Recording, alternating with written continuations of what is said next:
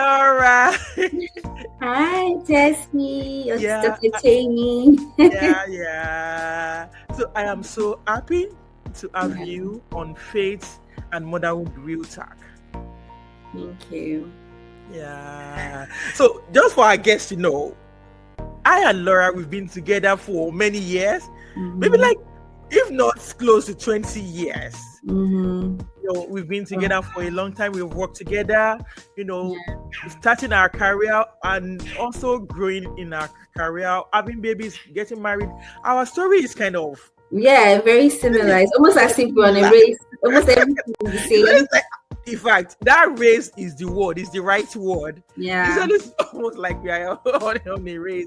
So crazy. we moved to I moved after I moved to America. You moved to Yeah. America, Like right? we were working at the same job, and then I left, and you left literally immediately. You were the next person to leave the job. Right. And then you moved to the US, and I left after. Well, I didn't leave immediately after, but I left to the US. I Yeah. went to the same school you went to for your master's program, the same course. So it was like Tessie, Laura. We went to the same school. We did masters in computer information science. Laura Yeah, did masters in computer yeah, information science. Like we were always yeah. following ourselves back It to was back. crazy. Yeah, and I remember, like, after your master's program, you got a job, and I used to ask you, like, what should I request for, like, my first pay? And you're like, yeah. oh, request for this, do this. Literally after my master's program, I got a job too.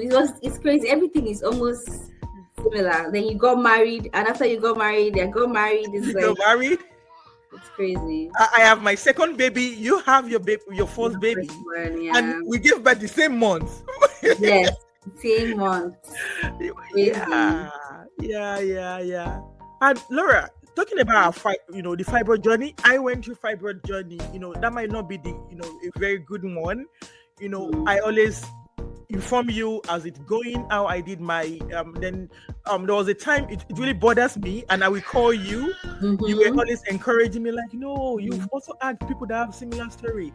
I'm gonna be fine. Then I had to that eventually I had to like consider myomectomy. Yeah. And I told you, just 4 months after I went for the surgery, we You had a got baby. pregnant. We got pregnant. The flip is mine. I had a baby, and then 4 months after, I had the myomectomy. Myomectomy. Yeah. In fact, Laura, please, I want us to talk about motherhood. First of all, let's talk about motherhood. How has it been in the journey? How has it been with you and your husband? Yeah. Let's talk so that people can learn from us. So honestly, you always think that you understand what it's going to feel like, but I don't think you understand until you're there. It's a rewarding feeling in the sense that it comes a lot of stress, but it's like you're on steroids. You don't feel that stress. You just keep going. You just keep going. It's almost like you're going through a lot, but then the reward is almost instant when you look at that child's face. Motherhood has not been the easiest journey, like the whole coming out of it, like having the baby, and having a cesarean session, especially here in the United States. If it's back home in Nigeria, you have family, you have friends, the house would have been filled up with people to help you with the baby and all, but in the US, it's all man for himself. Like you get somebody to help you. You're one of the lucky ones. Luckily, I was able to get my auntie to come and help, and she helped for 2 months. I don't think I can hear you. Okay, what I was saying is that you are very lucky, because in my own case, when I had my baby, I only got up for 2 weeks, and yeah, and it was a lot. And guess what? After the first week that I gave birth to my son, I had to go back to the hospital because I was diagnosed of preeclampsia. My blood pressure went up. Wow. It went really up, and I just told my husband, like, we left the baby with the grandma that was with us as at that time, and we just like, okay, let's just go. We thought it was going to be a very brief something, yeah. And before we know it, we spent 4 days. I spent 4 days America, And having a baby here is different. It's like a different experience different because experience. because when I had my baby, I'm sure we'll talk about that later. But like, there's so many challenges that I have faced when I had my baby. You know, like after having my baby through cesarean section, I also had complications in the sense like I wasn't, I had a swollen foot and all because during my pregnancy I never had all of that. So I called my OB and I said, "Oh, I'm experiencing this." Just like, "Oh, that's normal. You should experience it for a couple of months and all that." Thankfully, that was like maybe for like 2 weeks. But so many things happened afterwards. You know, I was bleeding. I had to go to the ER, and same thing. But you had to like. Luckily, at that point, my auntie was around, so I only did it like once with the ER visit, and I thought I was fine. But after my auntie left, that was when my body was like, "Okay, you've been getting out of rest. I'm going to show you Shaggy now." You know, I was bleeding seriously, like it was when I went to the emergency unit, the doctor was like, "You can't continue like this. You're going to give up if you losing blood like this. It's not possible. You need to go. We need to schedule you for an operation immediately." Immediately. And I was like, "Operation?" My auntie just left.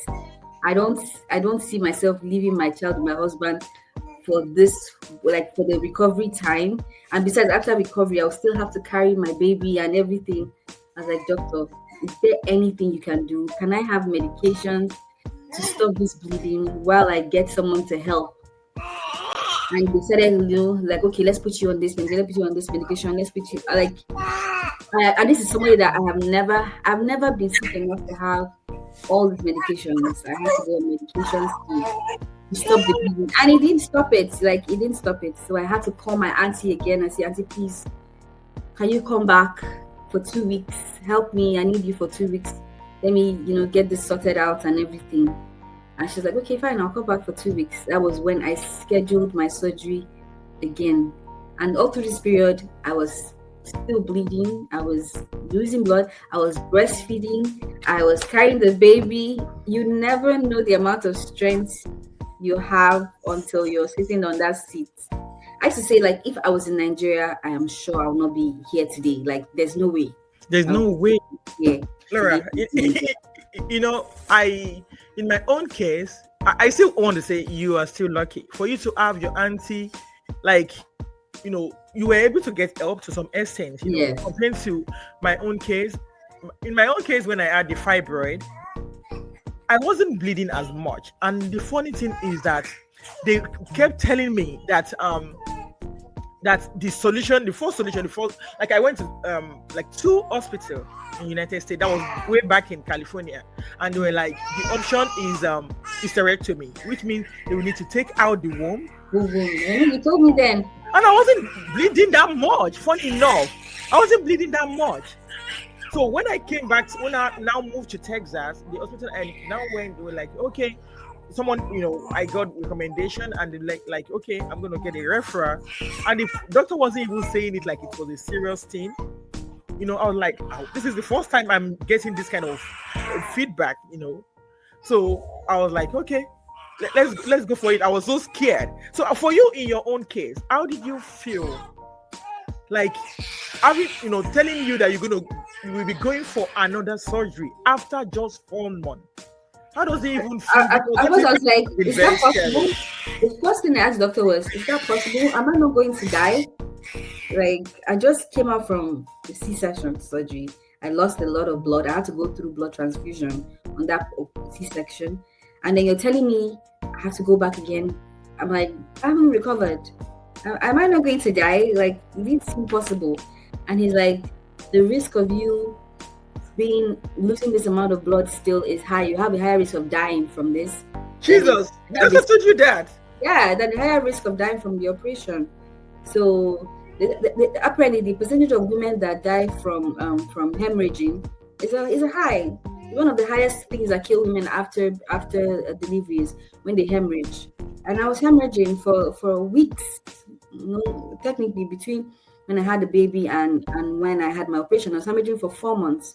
So I was on serious iron pills. I was going in for blood transfusions just to be able to sustain myself till my next surgery. So when the doctor told me, that's when I realized that this is crazy, but there's still that faith, like, okay, we're in a system that works. Like, you can help me out, doctor. What can we do to make this possible? And I think another thing I feel is like, because honestly, at this point, you realize that you're a prayer warrior. Like, you become very prayerful. There was this peace that God gave me, like, my daughter, it's not your time. I have you covered. There was this peace that, in as much as I was scared, I knew that God was in control, so He was going to see me through. So there was that fear of, oh my God, what if something happens to me? And sometimes I'll be bleeding, I'll be like, am I going to die tomorrow? Maybe if I go to bed, I might not wake up because I've lost a lot of blood. There's that fear of what if this? So you're trying to, honestly, Tessie, the fear was crazy, but I was always praying. I had people that were praying for me. I used to call you too, like, you called me about this. I also had another friend that went through the fibroid operation in Nigeria, so I was like calling people that have experienced it to kind of see their experience, and also friends that had cesarean operations to find out, like, okay, like, how you feeling, what should I expect, look how I'm feeling today. So there was prayer going on everywhere. I was praying on my own. I was like, but I think for me, I was actually more scared of my bleeding than of the operation at first, because when there's some days that the baby is so heavy, I'm worried, like, am I going to survive tomorrow with this bleeding? Am I going to be here tomorrow? So, all right, I want to ask you this question. So when you're saying bleeding, normally after C-section, you can only bleed for a little bit, maybe for 1 week. Does it mean yours continue? 4 months. Stop at all? Where it was blood clots, not even like minimal bleeding. Wow. I mean, there are days when there's no bleeding. There are days when it's like there's no bleeding. There are days when it's minimal, and then there are days when it's heavy and you're scared. Those days when it's heavy, so it's crazy. That must have been very scary. Mm-hmm. Yeah. So let's talk about postpartum. Yes, even though you got help for 3 months, right? Let's talk about it. Postpartum. How, when they tell you, are you able to sleep? Do you get enough sleep? After maybe, when they tell us that sleep when the baby sleep, does that ever work for you? Please tell me. Because I know in my own case, I didn't get so much help. My postpartum experience is like two ways. When I had help with my auntie, and then when I did not. When I had help with my auntie is like a typical, she's an African woman. Luckily this is my auntie, like her kids filed for her. So, but she's still your typical African mother that would be like, no, let me carry the child. Let me do this. But I mean, I need to help. So, during that period where I had the help with the baby, I couldn't necessarily sleep. I could sleep on my own time, in the sense like, okay, I had help to go sleep, but I couldn't allow my auntie to do a lot of things. She's an old woman. She can't do too much, For me, the most important thing was, okay, she was helping me navigate things I might not know. She helped me hold the baby, but I was on my feet a lot. Like, I was trying to help get things. I was one in charge of making sure there was food in the house. I was the one in charge of making sure things were ready, when she needed them. I was pumping like every 3 hours, making sure there was breast milk, in case she needed to feed the baby. I could give her the bottle of breast milk, so I'll have to warm the bottles, get everything ready. So by the time you do all this, like, you're doing, either preparing a meal or you're getting this done. Obviously, my husband was helpful. Like, he was helping with making sure the bottles were washed, making sure what do you need. He was doing also more of the cooking, honestly, more than I was. But I wasn't really resting per se. I think that's where the whole swollen foot came from, because I was always on my feet trying to get things done. But then my experience when my auntie left, that's like where the postpartum started. Like, that's where you're like, okay, is this what life is going to be like? Is this what it looked like? So you are now you are back to your reality. Like, okay, now no more help. It's as good as you're by yourself. Exactly. Yeah, because sometimes, no matter how helpful our husbands are, I still feel like, there's some things that women just be like, it's not a man thing, let me go do this. I think it happened to me. My husband too was very helpful, and even grandma would tell me, like, sleep, just sleep, try to get some sleep. But Okay, anytime I see the baby cry, I would just jump up, like, hey! You fly up, like you feel like, oh, you're the only one that can console them. What's going on? Get up from your ass and go and help. It was so grandma would keep telling me, go back to bed. No, it's okay, it's gonna be fine. I would just be like, I think it's part of motherhood, like, just have this kind of fear, unnecessary fear that and just the guilt. You feel a lot of guilt. For me, I felt a lot of guilt, especially when maybe I'm sleeping and I can hear her cry. I feel like maybe, like, go and carry her small, go and give her breast to sleep. But I already pumped, but I'm like, go and carry her small. And then I'll come down, grandma will be like, I thought you're sleeping. Ain't you supposed to be sleeping? I say, let me just help small now. Let me just help. She's like, go and sleep. I can handle it. You know how many children I brought to this life? What do you think I haven't done before?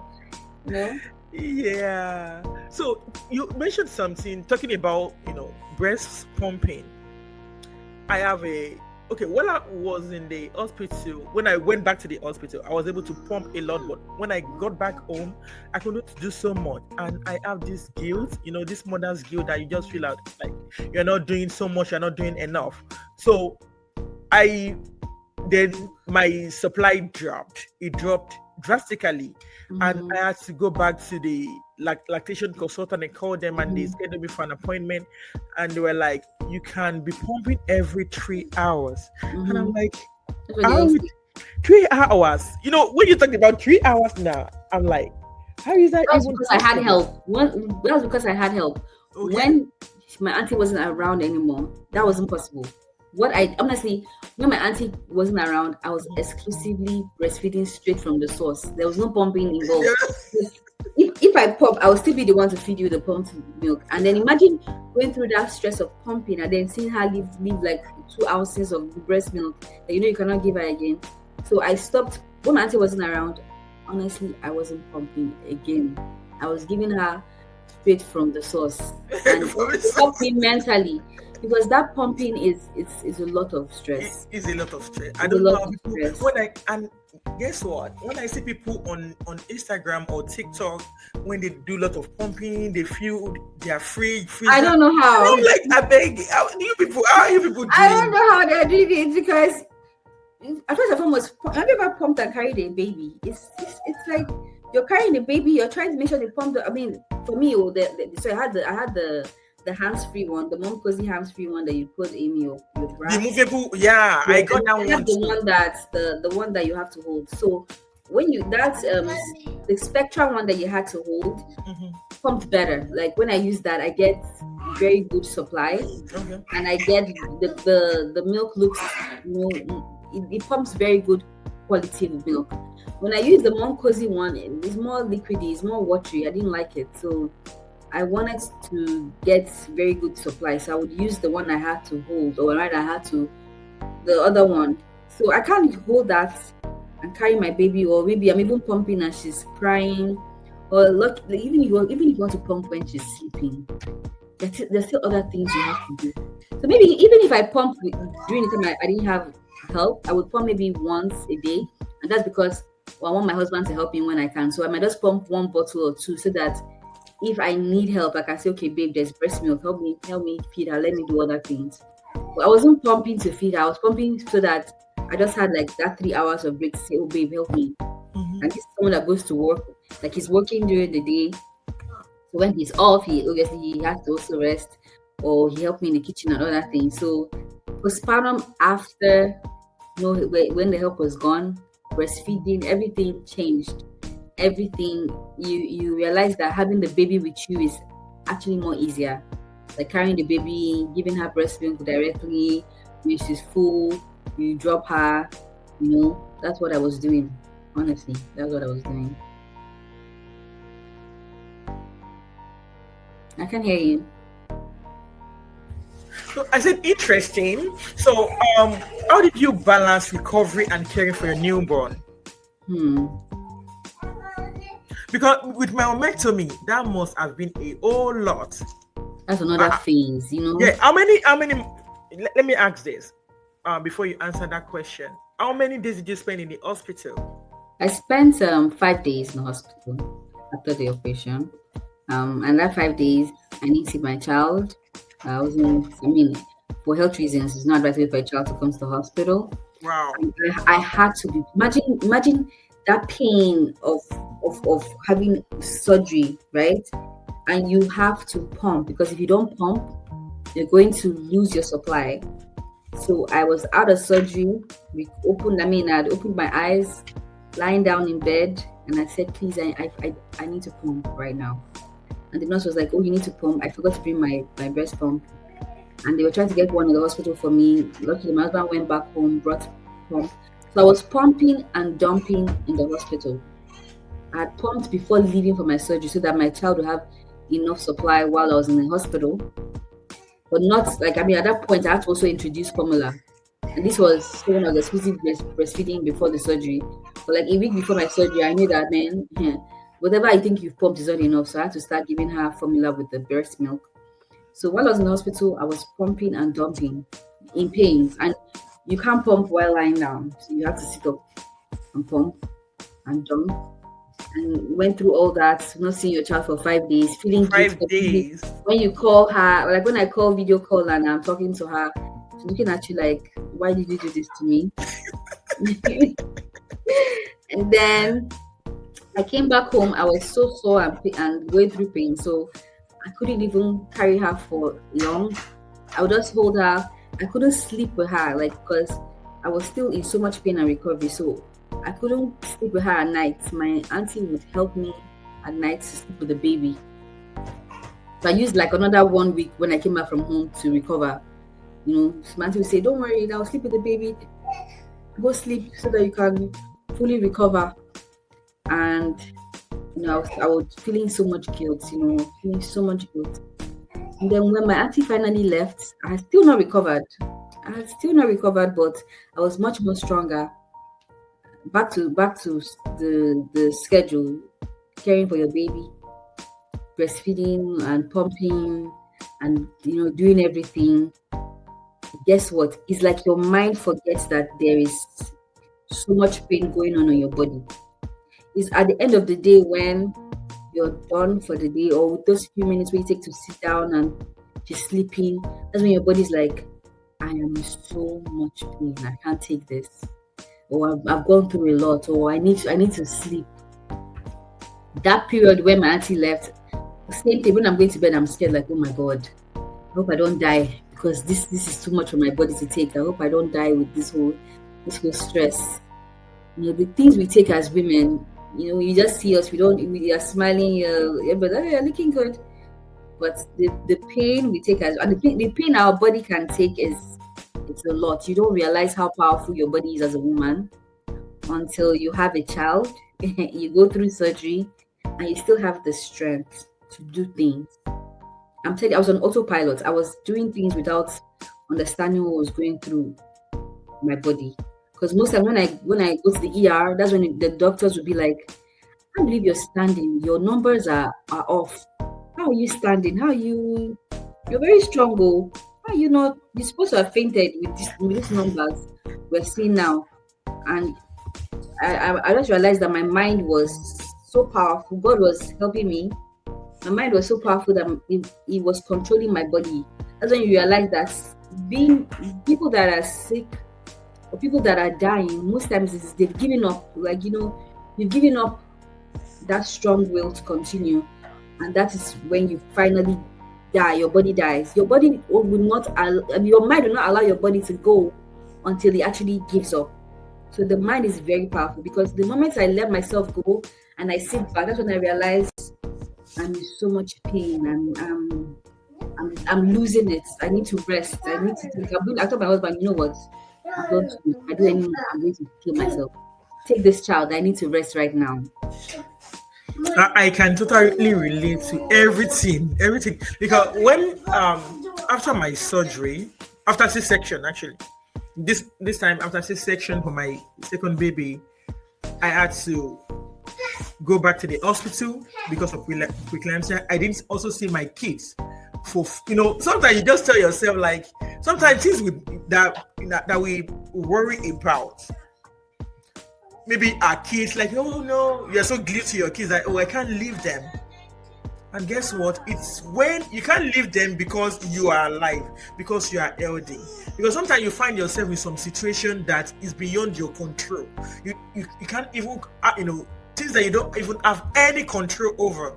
I didn't see my kids for 5 days, and when I realized that we were going to extend my admission, I was like, no, because my mind is no longer there. My mental health is, I feel like my mental health is at stake, because I just told them, my husband was like, babe, you know what?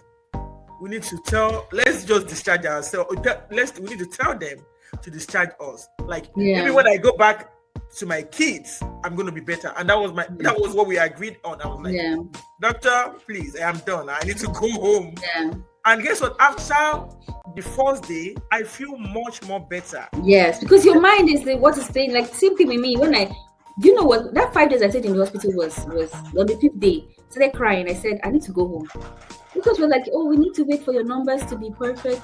I said, doctor, I can't stay here anymore. I need to go home. I'll recover at home. They were okay. They scheduled like a nurse to. They're like, do you want a nurse to come to the house to call you? I was like, okay, the nurse can call me. If I need help, they can come to the house. So I noticed that when I'm at home and I'm watching, her doing better. She, like, just seeing her alone was helping me get better. I don't know how God did it. Yeah, that is it. I don't know how God did it. I don't know how God did it, but the connection between a mother and a child is beyond. Your body is no longer. It's like your body is like the most important thing right now is this child. Everything else will just work. Especially when you involve God. When you have faith, you pray to God and you involve God.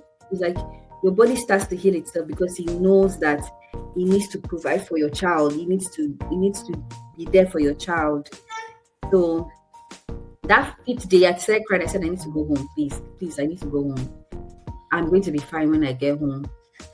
And it worked. When I got back home, I feel like I recovered faster than I would have in that hospital. Yes, interesting. Yeah. That connection, somehow, because we are, and the baby, we are, that kind of bond that is between us will make us recover real quick. Yeah, that is very good. So I want to talk about scars. Now, I don't know. Do you have 2 scars? The C-section is usually like horizontal, right? And I don't know, in my own case, they cut me for myomectomy. They cut me vertically. Then myomectomy for my baby, when I had my baby, my first daughter, they used the same cut. Oh, okay. They used the same cut. But for my second baby, doctor was like, okay, why not the vertical, that it's easy and all of that. So I was just like, okay, whatever. You get to some situation when, I think as a mom, most time you get to the point that you don't even care. Just, I want to be fine. The child is the most important thing, Yeah. So how did you feel with your scars? So good. The good thing was I had the regular C-section. The doctor that gave birth my baby with was, I think she's known for cesarean section. Like, the scar was phenomenal. Like, it was all the way down, clean cuts, like very clean. So when it was time for the myomectomy, I told the doctor, I said, doctor, please, let's talk about this cuts. Are you doing the vertical the horizontal style? Because I'm also, I don't know. He now said that he's going to go with the same cut that the first doctor did, but it's most likely will go a little bit longer because this time around they're taking a lot more than just going and taking out the child. And yeah, so luckily for me, I didn't have to go it was the same incision that he went through, and he did the operation. But the scar I had from the cesarean was so beautiful. You wouldn't even know I had a baby. But with the C-section, you know that baby girl, something happened here. It's not as beautiful as it was the cesarean section. But at that point, you're not thinking about your coach. You're just thinking like, oh, please saved my life. Just You saved my life. Yeah, that's the first thing that will come to your mind. That's the first thing that will come to your mind. That every other thing can wait. I just want to survive. I want to survive first. Yes, I just want to survive. And for most people, when you're having an open myomectomy, for most people, like, it's not how it happened for me. Most people, they plan the process. Everything is done perfectly. The operation is planned out. I mean, my operation was planned out. I had this regular MRI scan and everything was planned out. But more than anything, it wasn't about just taking out the fibroids. It was also about making sure that the bleeding stopped. It was also making sure that this person doesn't die in this procedure. So when the doctors are thinking like that, they're not necessarily considering having the most beautiful looking scar when they are done. Their own is, we went in there, we were successful, and we came out. But thankfully, the doctor was considerate enough to say, okay, because he told me in the beginning, he told me, where your fibroid is and everything, you might have to cut you the other way to get it out. And I was like, is there no way for you to, because I also did my research and I saw that was the option. I was like, is there no way? It's okay, I'm going to use the existing C-section cord, but it's going to be a little bit longer because we're going to be doing more than just bringing out a baby this time. So, which is what happened. And yeah, I'm thankful. Like, it's not bad. It looks like most regular C-section scars that you see. It looks like the regular one. The first one was beautiful. The first one, I'm not gonna lie, you would not even know. There was no. It was the most beautiful C-section scar I've ever seen, even online. It was amazing. Wow. Yeah. That's so interesting. So my next question is going to be about, let's talk about body image. Like, how do you feel? How did your body image shift during postpartum and healing? Because I know most women, we have this, we kind of feel bad when we are raising kids, because of our body image, we look. And I think we still talk about this maybe yesterday, that most times we just feel like, oh, I'm no longer beautiful. Like, I mean, I used to be the babe back in the day, like I mean, like back in the day. So now you look at yourself in the mirror and be like, wow, is this what motherhood has done? Is this like my flat tummy before I had a baby? I did my flat, nice tummy, the figure eights and everything. First and foremost, during pregnancy, I lost a lot of muscle mass. So that firmness that your body comes with as a woman, you lose a lot of muscle mass. I did lose a lot of muscle mass with my baby. I hope I'm able to recover it, while I'm recovering. Then you now go through another operation, and the flat tummy that you're used to looking at in the mirror is non-existent. There's the scar from the carrying the baby, and then there's the scar from the C-section. Like, myomectomy, the scar from the myomectomy. The myomectomy, sorry. Yeah. And the C-section, both, yeah. I don't look at myself and say, you know what? There's hope. There's one thing in my life. Don't look at it too much.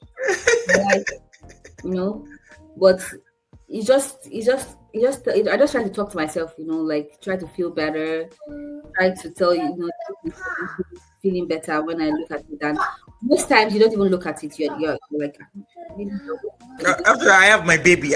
Yes, I have my baby. Oh, let me look at my legs. My legs are looking good today. Oh, my face looks nice.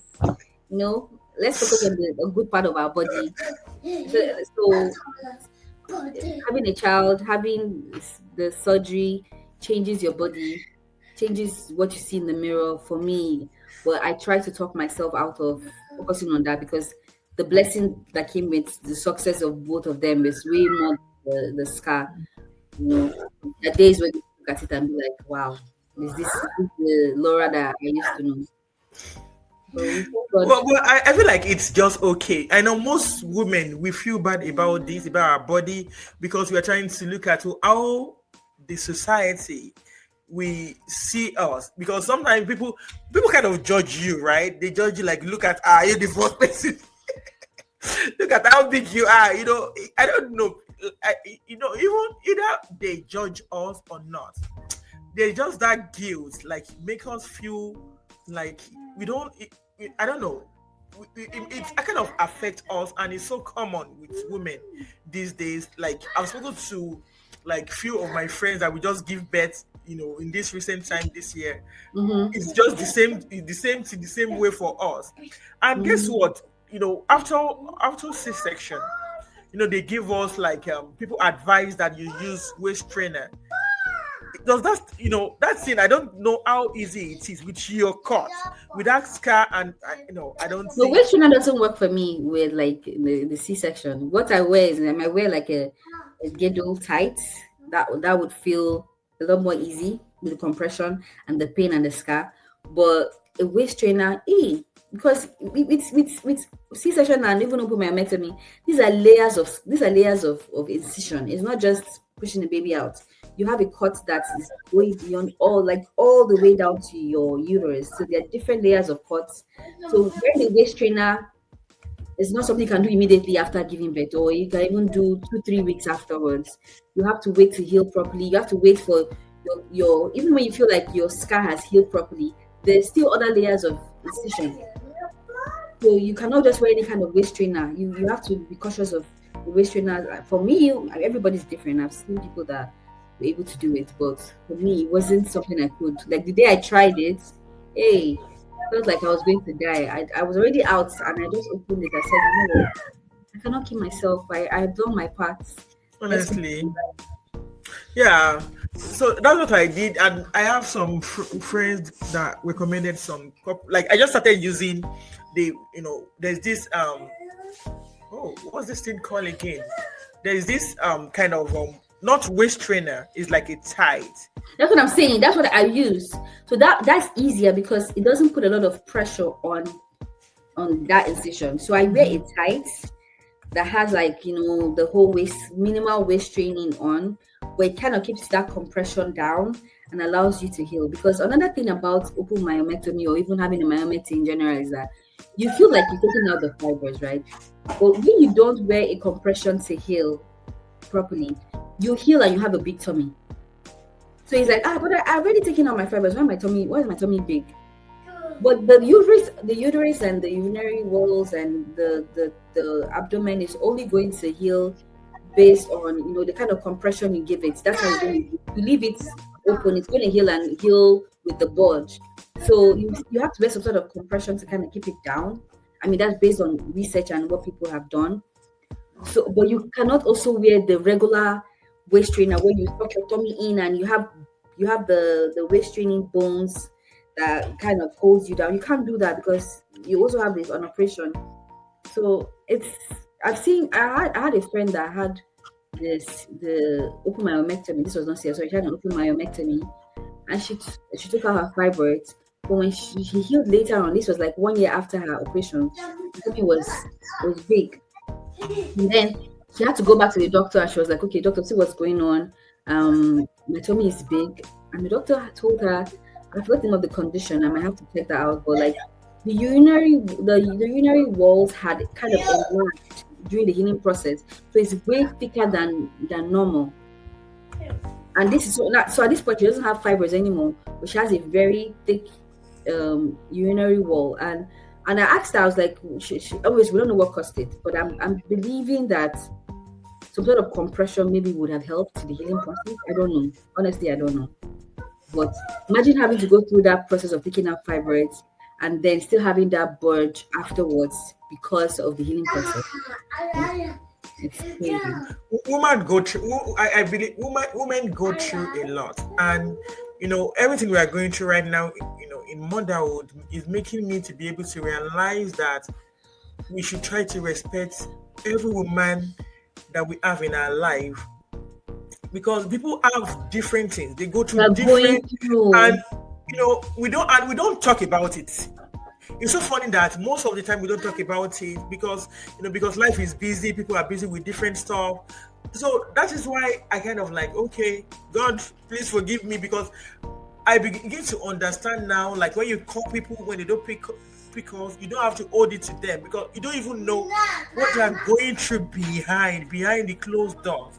So it's just a lot. I'm telling you. And another thing I would say, I've learned from being married and having a child and going through all this is, most times people feel like, oh, because she's married, she's fine. As women, especially as mothers, we need that community. Like what you're doing is very, very good for women to understand that. And as much as you're in your house, you have your children, your husband, everything seems nice. We're going through a lot as women. We need that support system amongst ourselves to say, like, what you're going through, you're not alone. Like the other people are also going through the same thing as you, or even going through worse than you, but they're finding a way to make it work. And just because I'm not reaching out to you or I'm not picking your calls, it's not because I've forgotten you. It's because I also have my problems. And also, if you can reach out to your friends that are married or have kids, please do. They might not pick as fast as the single ones. They might not have the time to be on the phone with you for so long or give you the 100% attention. But it also helps them to know that, okay, this person is reaching out to me. This person is talking, like, share whether your friend is single or not married, we would still want our single friends to reach out to us or our married friends to reach out to us. I might not tell you everything that's going on with me, honestly. I feel like most people that know exactly what happened with you, people that either experience similar things that I've gone through, or people that are like going through the same thing. So most times it's hard for me to tell like a random friend of mine that, oh, look at what I'm going through. You don't want to pour your problems. She also probably also has her own problems that she's facing. You don't want to pour your problems on that person. But imagine maybe that person reaching me that 5 days I was in the hospital and I never picked. They'd be like, Laura, who do you think you are? I'm calling you. Are you the only one that's married? Are you the only one that has a child? And that's what happened. That is what people do. Or you call me and my phone is off. I'm very bad with my phone. And you be like, you think you're all that. You never return my calls. And stuff. I was not even like, I'm sorry, forgive me. People know I have no idea of what everyone go through, and even though the journey is different for everybody have different things that is going on in their life. So this motherhood thing is teaching me not to judge anybody. Just respect anybody. If they want to pick your call, fine. If they don't want to, it's okay. If you send the text, if they pick, if they reply, fine. If they don't, it's okay. I just try to defend, I always have a way of defending people. I'll just be like, okay, I don't know what's going on in this person's life. Exactly. And honestly, when you have that mindset, it helps you a lot. Because I remember those days, I have a friend of mine who is married with a kid. Like, she has another kid on the way. But when we were friends then, when our friendship started, I wasn't married. I didn't have any kid. But, we just clicked as friends. And I used to always call this girl. Hey! I'll call her every time. Like she won't pick. She'll call me back. Oh, I'm sorry. I'll be like, when I needed you, where were you? Where were you when I needed you? She's like, Laura, I was dealing with my child. I'm sorry. I'll be like, please, next time, answer my call. Now it's my turn. It's your turn. So she calls me and she's like, where is your phone? I'm like, sorry, the phone was off. She's like, oh, so you're trying to be a mother, your phone is off. You must leave your phone. What's my calls now? I'm like, I understand everything you were telling me back then. Please forgive me for all the times I raked. That's what I tell people now. I've been asking for people forgiveness. People. I have a particular friend that each time she gives birth, and I will call her just to congratulate her. She will never pick up. 1 month, I'll not just be like, what is wrong with you? Yeah. Are you the first person? Are you the hey? What's the line that are you the first person to? Are you the first person to have a child? You could have picked the call up, put it on speaker, and did what you were doing with your child. What's your excuse? Now I know better. Now I know better. I understand what people go through. Yeah. So now, you talk about community. Like, okay, in your own case, did your faith community play a role during your postpartum recovery? Yes, they did. And I know that I noticed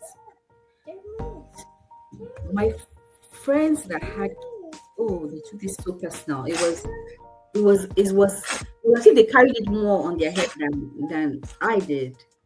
It was, thankfully, Hallelujah Challenge, all like everybody was praying, like, let's pray for this together. It was, babe. I noticed that my friends with kids were more passionate about the outcome and praying about it because they understood. I think they put themselves in my shoes, like, what if, like, your kid will need you at this time?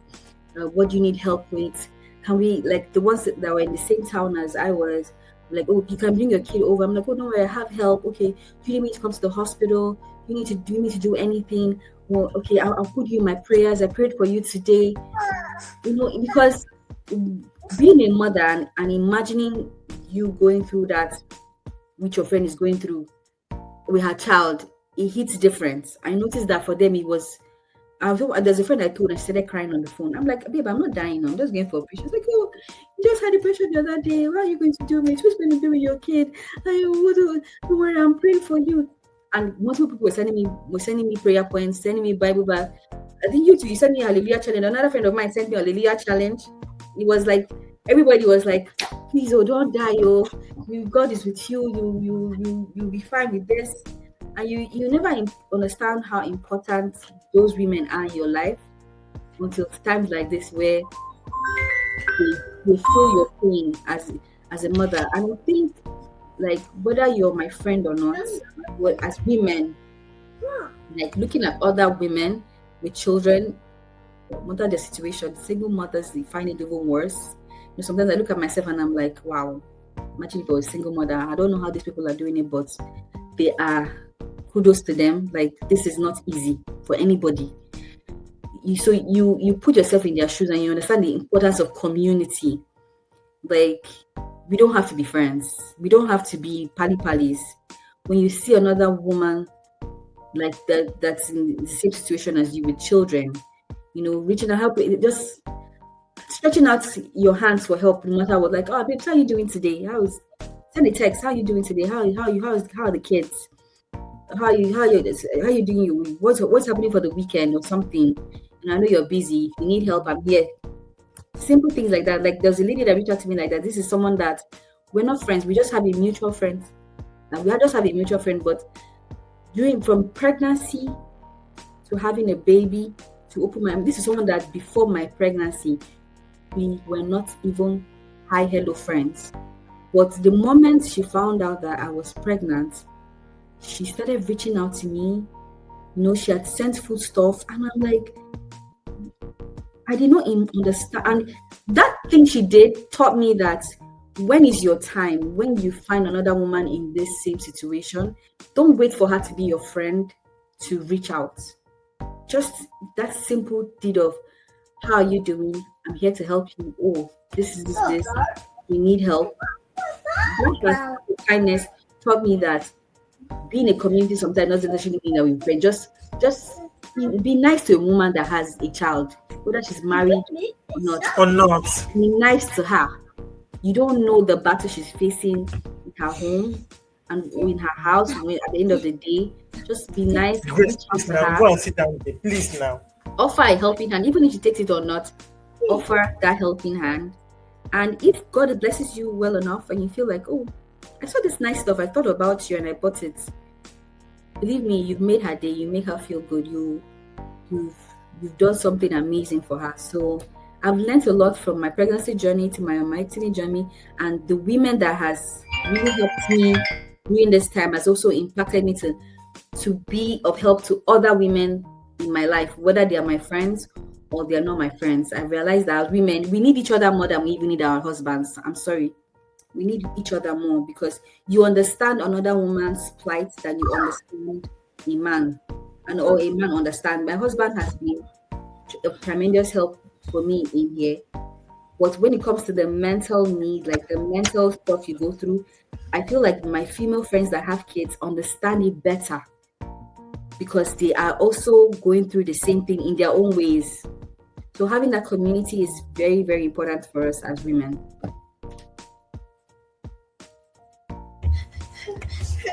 Interesting. Yeah, we need that community, because other women, they understand us, they understand how it feels to be a mom. I have this friend, I have a neighbor that is always checking up on me because she has gone through different things, different aspects with, Yeah. with kids. With kids, and she will always check up on me. So it's Yeah. so good to have that community. You can't Very be by good. yourself. You can't, there's always this, like, you can't isolate yourself because you will feel more overwhelmed Yeah. if you are alone. Yeah. So let's also talk about, what would you say? Okay, I want you to leave this with every woman out there that going through one thing or the other. So what would you say to them, for those who feel broken during postpartum? What would you like to tell them? Here's what I'm going to say to every woman going through postpartum. You're not alone. And no matter how crazy those things in your heads are, like whatever you're telling yourself, believe you're not the first, you're not the last. If you don't have community, that's not a bad thing. Just remember that, this is a refined version of you. This is not the biggest thing for when I talk to women is they feel like they've lost themselves. They're no longer the same person they were, and they can't seem to recognize themselves. Baby girl, you are you have gone. You're now a butterfly. Like you've gone through the whole process, and now your beauty is coming more. Like, don't feel like you've lost yourself. You've just added more to who you were. You're a better version of yourself. You've brought life to earth. It can be a very lonely journey for us as women, because even if you have people around you, it's very hard for people to understand how you feel, and it's totally understandable. Just know that you are a better version of yourself. You're doing good. No matter the amount of time you need, take the time to heal. And taking time not necessarily mean cutting everyone off. It's just finding those small things that make you feel good about yourself to do. Like, do it. If it means, going to TJ Maxx and getting yourself a nice dress that fits that new body, do it. If it means, calling your friend on like for me, I love to talk to my friends on the phone, my old friends, talk about old times, talk about our lives on the phone. I do that and just talk and feel very happy.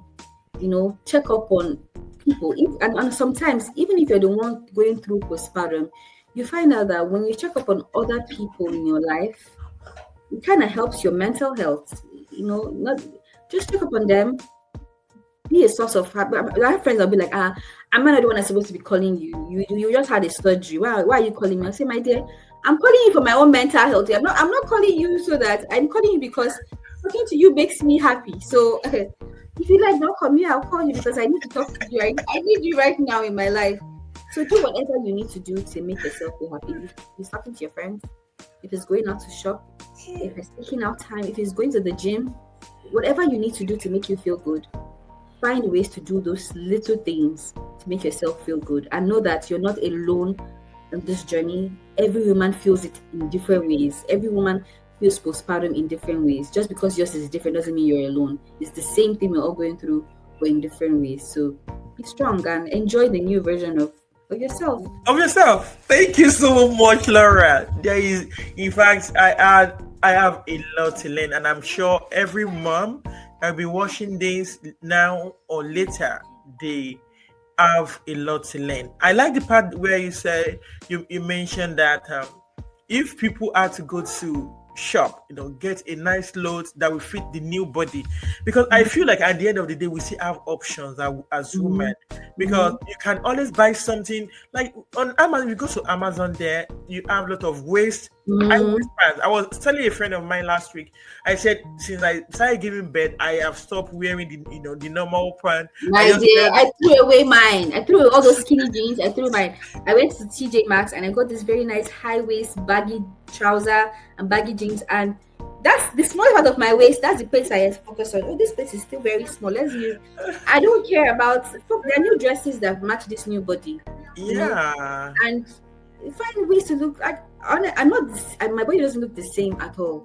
But the most important thing is, I think for me, the fact that I went through a near-death experience where they kind of brush death in your face, being staying in the hospital for those days I stayed, going through that huge amount of pain, made me appreciate the boring days I had at home. Those boring days where you wake up and there's nothing to do, and you're like, oh, I want to go out. I'm like, I miss those days. I just want to go home. I just want to be in my house, even if it's like, but I just want to do those small things that seem like nothing. They were big deals on that hospital bed. So when I came out of that hospital and I came back home, a small trip to TJ Maxx meant a big deal to me. Like, it felt like, man, I can still shop. I could still go out and buy stuff. I could still do date night with my husband. Like, those things for me were a big deal. And all I can say is your life is amazing. However it is, believe me, it's better than people in the hospital that I was working in the hospital, babe. I just had a surgery and I was taking a walk, because we tell you to take a walk afterwards so that you have the blood. I saw all sorts of people that had pipes running through their body, oxygen masks, people that they had surgeries, they cut them all through, people, and I'm like, mine is better. These people will be there for months. People had special wards that intensive care. They are not leaving the hospital for a year, and I only stayed 5 days. And when you see all those things, that you come back home, you be like, baby girl, this your sky is nothing. It's like nothing. You're better. You're healthy. You enjoy your life and live for yourself and your family and your children. Honestly. Now, one thing I've realized is that there's only something to be grateful for. When you think about your life, you will tell yourself, you will thank God and be more grateful to God. So I'm very happy that you stated that.